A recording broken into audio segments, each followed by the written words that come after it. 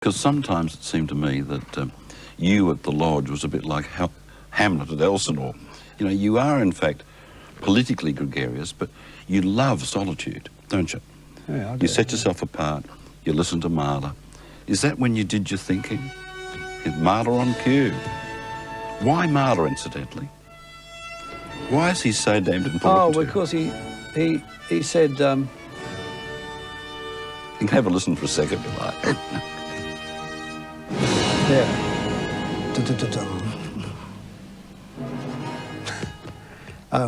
Well, he said, I try and address the most important things in life. Why we're here, and will we have an eternal existence? That's not the sole reason I like Mahler. They're a bit bigger music. than party policy, aren't they? Yeah, Those two, and yeah.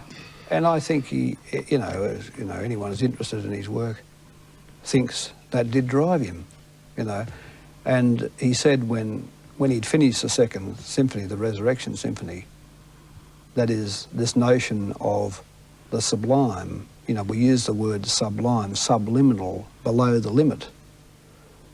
He convinced himself that he'd crossed it.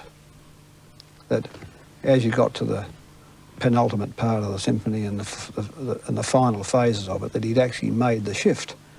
He discovered it.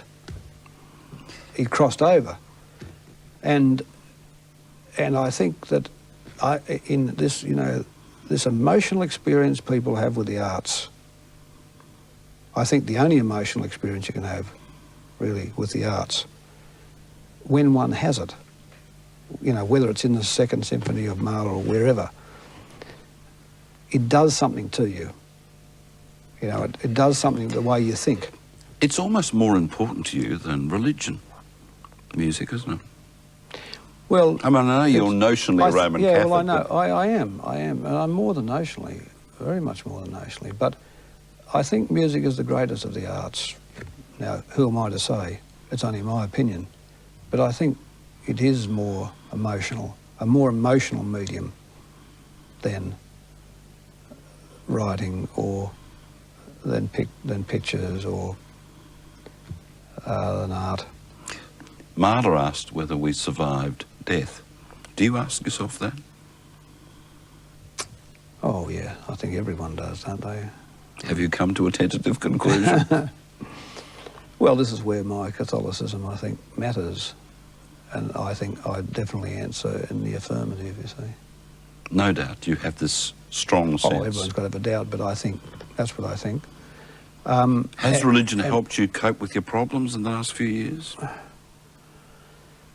I think it does, by virtue of the way you are set up, the way you think.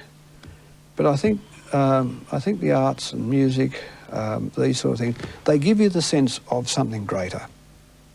They give you that sense of excitement. A sense of the numinous. Yeah, that's right. That sense of creativity, of that imagination, that excitement that you don't get out of a briefing paper. That you don't get out that will come as a great shock to bureaucrats to think out of a that textbook or something. I mean, that I don't think that one can try and do big things, attend to big matters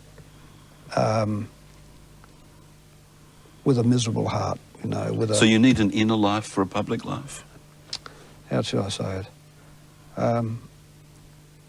Always that mushrooming sense of something bigger. That thing that lifts you up. That excites you. That lets you know that there are really no limits. You can just keep on pushing the envelope.